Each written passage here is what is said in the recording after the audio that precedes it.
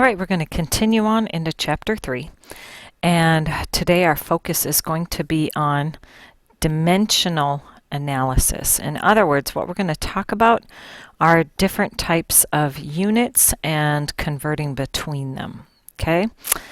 So the first thing that we need to talk about, and again in your notes, if you would make sure you get on there 5-3, dimensional analysis. Pause the video at any time that you need to. The first thing that we're going to talk about are conversion factors. A conversion factor is some kind of rate. And remember, the way we defined a rate is that it's a fraction and it has different units. So really, that's how we define a rate, is with different units. But the quantities are equal.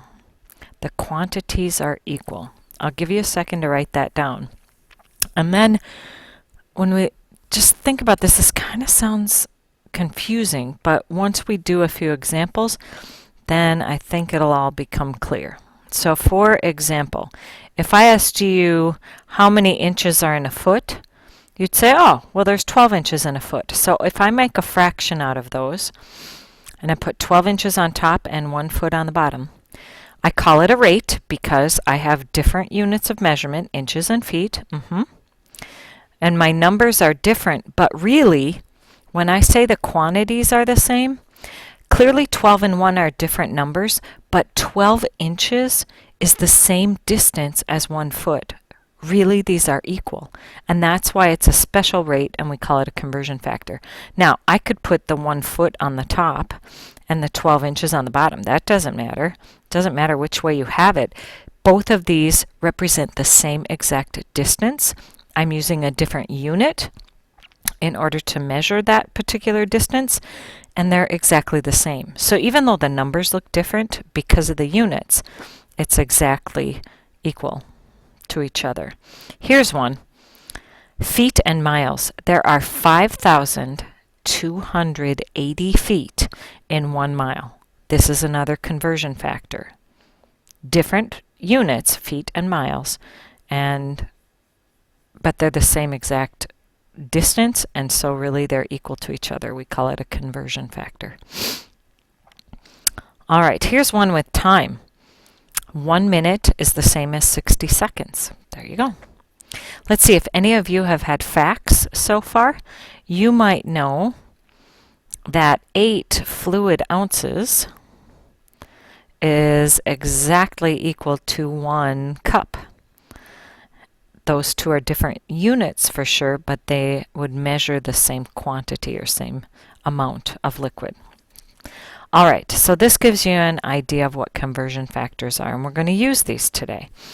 I gave you a notes sheet, and I want you to follow along with it in order for you to go ahead and show how we're going to do some of these conversions today. All right, now, we in America don't use the metric system very often. However, the metric system is so much better. The metric system is all based on tens, which is nice because then it's really just like our decimal system and our own number system, which every single place value is a 10. So converting within the metric system is fabulous. As long as you remember all the names and prefixes, you simply have to remember where you are and how far you are. Okay, so let's start on your notes. It looks like this big ladder or a big set of stairs. On this very first step, I want you to write kilo with a hyphen. Kilo is going to be a prefix, and it stands for typically 1,000, but I'm just going to get the words on here. Kilo. The next one is hecto. Hecto typically means 100. So for example, when I say kilometer, that means I have 1,000 meters. If I said hectometer or hectometer, that's 100 meters. This next step is with a K, deca. Okay, deca.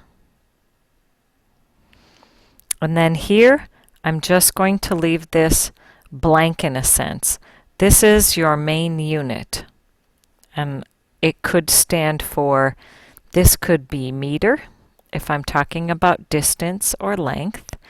It could be liter, if I'm talking about liquid and measuring some capacity, like a 2-liter bottle of soda. And the last one has to do with mass or weight, and that is going to be a gram. So any one of these three fits in right there, because I can have a kilometer, kiloliter, kilogram. I can have hectometer, hectoliter, hectogram, decameter, decaliter, decagram. Okay? So here's where at this level the main step is. All right. My smaller units start here. This first one has a prefix. It looks just like this one, but it has a C and an I. Deci, decimeter, deciliter, decigram. This stands for something like 1/10 as much. This one's pretty familiar to you. Centi, because we actually do quite a bit of measurement in centimeters. You can also use this prefix centiliter, centigram. The smallest one in the metric system is milli. Millimeter, milliliter, milligram. That's pretty commonly used in all three of these different measurement units. Okay? Again, meter is when we're doing length or distance. The liter is when we're talking about capacity. That usually means liquids. And I always think it's easy for us to remember a 2-liter bottle of pop. That's pretty similar or common for us. Grams is mass, which we tend to think of as weight. Okay, weight. All right, now the nice thing about this is if I'm going to convert, and I am going from, say, kilometer, or kilometer, I guess we would say, to meters, I'm basically going up 3 steps, and every time you go up a step, you multiply by 10 per step. Okay, so if I'm going from kiloliter to liters, I would go times 10, times 10, times 10 again. So in other words, something like 5 kilometers. And if I wanted to change that into how many meters is that, you can look at your chart and think 10 times 10 times 10 again. There would be 5 times 1,000 or 5,000 meters. Likewise, if I was going in the other direction now, if I started way up here at the top at milli, and I wanted to convert from milli back to, say, millimeters into meters or something like that, and I'm traveling in this direction, you simply divide by 10 for each step that you move. So for example, if I said, oh, I have 17,500 millimeters, and I want to know how many meters is that. You'd start up here and you think, well, millimeters to meters, which would be on this step, I'd have to go 1, 2, 3 steps down, so I'd divide by 10, I'd divide by another 10, divide by another 10 to get my answer. Now if you have your calculator handy, when you divide by 10, divide by 10, divide by 10 again, you would get 17.5 or 17.5 meters. Because it takes 1,000 millimeters to make a meter. So it's like dividing by 1,000, dividing by those 3 tens. The metric system is awesome. It works so easily. We, however, live in the United States, and the great, wonderful United States does not use the metric system. We use something called the customary system. So flip over your note sheet onto the back side, and let's talk about the customary system. You'll notice you have a few different things on there. That's because we don't have one similar standard way of converting amongst all of the different ways to measure items. We have a different one for length than we do for capacity, than we do for weight. So let's start with the length one, okay? This should be, I believe, the upper set of stairs that you have up there, okay? All right, well, up at the top, let's put inch. Okay, when you're measuring small things, typically you measure in inches. An inch is about, if you hold your thumb up in front of you, it's about as wide as your thumb is. That's an inch. Next comes foot. Then comes yard. And then comes mile. Those are each of our units for these. Now, it's not the same number each time, and this gets frustrating. So now, in between these, we're going to have to put a number that's going to be your either what you multiply by or what you divide by each time. So between miles and yards, I'm going to put this number down, 1,760. Put it right here. That's your conversion factor when you work between these two. Meaning, if I'm going upward from miles to yards, you're going to multiply. But if I'm moving down the chart this way, you divide. And you divide by whatever number is in here.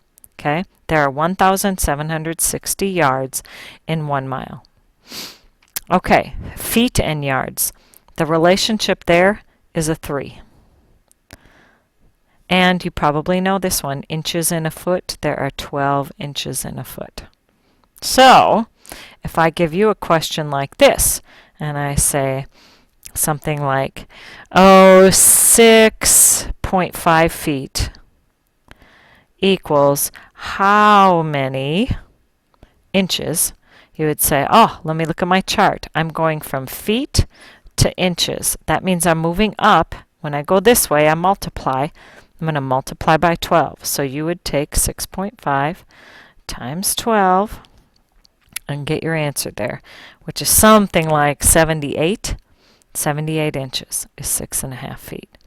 Likewise, if I was going the other way, and I gave you a problem such as there are 3,520 yards equals how many miles? So I'm starting here, I'm starting at yards, and I'm going to miles, going this direction. If you're moving down the steps, you divide. And I'm specifically going to divide by 1,760. And when you do that, I don't need the label there, just divide by 1,760. I believe you end up with exactly 2. 2 miles is equal to 3,520 yards. All right, let's take a look at the next set of stairs you've got here. And this one, we are going to deal with capacity. And capacity means we're doing with some sort of fluid, like soda or milk or juice or water, something like that.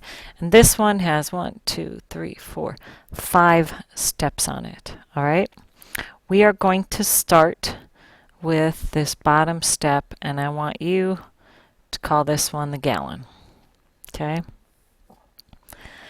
And then we'll put the numbers in here after we get all these labels on here. The next one is the quart. Well, actually, if you want to. So the number that belongs here as far as how many quarts does it take to make up a gallon, you have 4 quarts. Okay? Well, actually, I'm just going to leave the number 4 there. Okay? Make that a 4. All right, from quarts, you go to pints. From quarts, you go to pints. That's a 2. From pints, the next smallest unit is cups. And there are 2 cups in a pint. And then up here is fluid ounces.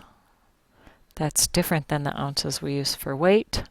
And this number should be an 8. There are 8 fluid ounces in a cup. There are 2 cups in a pint. There are 2 pints in a quart. There are 4 quarts in a gallon. Okay? Again, if you travel in this direction from this unit to this one, you're going to multiply. If you go this way to this way, you divide. And you have to multiply or divide by whatever this conversion number is on here. Okay? So let's say this. If I said I have 3 quarts, and I want to change 3 quarts into how many cups, let's say, then what I would have to do, here I am at quarts, I have to jump this step, which is a times 2. So I'm going to take that 3 and I'm going to go times 2. That'll give me pints. Got to go one more step to get to cups, which is another times 2. 3 times 2 is 6, times 2 again, that's 12. Okay? 12 cups is what 3 quarts ends up being. Likewise, if you move from one of these smaller units and you're converting it into a larger one, so let's say I have 128 fluid ounces, and I want to turn that into, let's say, quarts. Then, and I'll switch color here just so that it'll be a little easier to see. If I start with fluid ounces and I have to get down all the way down here to quarts, the first thing I have to do is convert to cups. Cups, I'm going to divide by 8. So I'm going to take 128, I'm going to divide it by 8. Then when I get that number, to get it to pints, I have to then divide this by 2. And then finally, to get to quarts, I have to divide again, and I'm going to divide by another 2. Start in the inside with this, and if you grab a calculator, you'll see that you end up with something like 16 here, and then you have to divide by 2, that's 8, and divide by 2 again should give you 4. Follow along with your calculator. Now there's one that I did not put on there. I think the rest of your notes sheet is blank, so let's add one small one in here. Okay, on the back side, because we didn't talk about weight. Okay, so do this. Put 1 step, 2 steps, 3 steps on this one. Not very big. On the, oops, not, I always put the smallest units on the top. So let's put ounces up here. Okay, the next biggest measurement of weight in our customary system is pounds, and there happen to be 16 ounces in 1 pound. Then really the last unit of measurement we have is a ton. Huge. And so this conversion right here, holy mackerel, is 2,000. 2,000. Okay? All right, so if I give you an example like this and I say, hey, if we're going to take, I have a half-ton pickup truck, and I want to know really how much is that in pounds. So really what you're doing is you're taking this 1/2. Remember, when you go up the ladder, you multiply. When you come down, you divide. So if I'm turning tons into pounds, I know that if I'm going up, I'm going to multiply this by 2,000 because there are 2,000 pounds in a ton. And when you take half times 2,000, you should get a final answer of 1,000. Okay? Cool, there you go. There you go. All right. Now, if we practice doing some conversion and you look at your chart, okay? Oh, let's not do this. Let's just do some exact ones. All right, let's look at this one. Sam drives his car 23,000 miles per year. Find the number of miles he drives per month. Aha! Now, we haven't talked about time, years and months. So if I think about how many months are in a year, if I think months would be up here, and then years would be down here, and what's the conversion? It's 12. There are 12 months in a year. Okay? 12 months over 1 year. If you want to think conversion factor like this, 12 months is the same as 1 year. All right, so it says he drives 23,000 miles per year. So that's 1 year. If I want to go from years to months, let's see, this might be a little confusing here. So I'm thinking it's this many miles. This is the rate, and it's in 1 year. Okay, how many months are there in a year? This becomes 12. There's 12 months in 1 year. These are exactly the same. So take your 23,000 miles, and if we want to figure out how much he drives in 1 month, this time you're going to divide by 12. So take 23,000, grab your calculator, and divide it by 12. You probably get something that's pretty darn close to 2, but not quite. 23,000, or I'm sorry, not 2, but 2,000. And I get this on my calculator, 1,916.6 repeating like this miles. So almost 1,917 miles in 1 month is what you're doing. So what you're looking at here is you're thinking of a chart and you're saying, how do I get from this, and how do I convert it in some way, shape, or form? Okay. Let's see. If you have a 14-pound bowling ball, 14 pounds equals how many ounces? This is a weight one, so take a look on there. When you looked at your chart, if you recall, we had pounds here, you had ounces on top, and the magic number was 16. Now, if we're going from pounds to ounces, you're going to multiply 14 times 16, and you should get probably quite a bit here. So 14 times 16 gives me 224 ounces. 14 times 16. Yep. There you go. Okay. These are the kind of conversions you're going to do today. Ah, look at this. A slinky. That was invented in 1945. Wow. It was made of 87 feet of flat wire and coiled into a 3-inch diameter circles. How many inches of coiled flat wire were used to make that slinky? So we have 87 feet, and we're asking ourselves, how many inches is that? So when you go back and look at your chart that had all these steps on there, at some point you find the one for customary length, and you know that feet is on one step, inches is on the one above it, with a conversion factor of 12 inches per foot.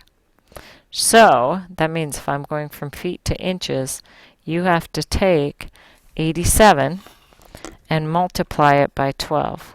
87 times 12, which gives you 1,044 inches. Sounds more impressive with this number, doesn't it? With how big it is. That's crazy. Ooh, Jefferson drinks 10 cups of orange juice a day. 10 cups in 1 day. That's his rate. How many pints does he drink in a week? Oh, now hold your horses. So I got to do two things. I want to think, what is this in pints? And then I got to think, what is this in weeks? Okay? Now, some of these we didn't necessarily talk about, but let's talk about the cups and the pints one.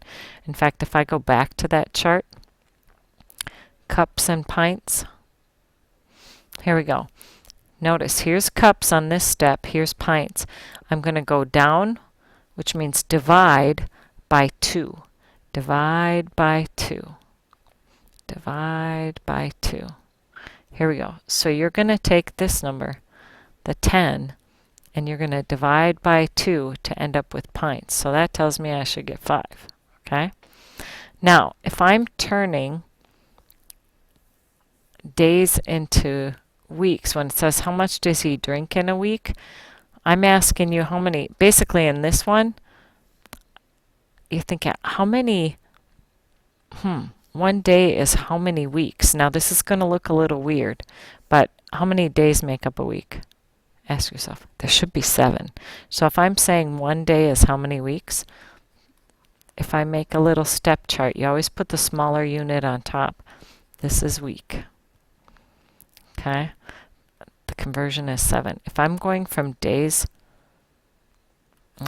this maybe isn't the best way to do this. Hang on a second. A day is really 1/7 of a week. Okay? And so when I take 5 and now divide it by 1/7, you should get, he's going to drink 35 pints in 1 week's time. Because basically he's going to drink 5 pints in 1 day. I should just leave this way. This is what I'm going to do.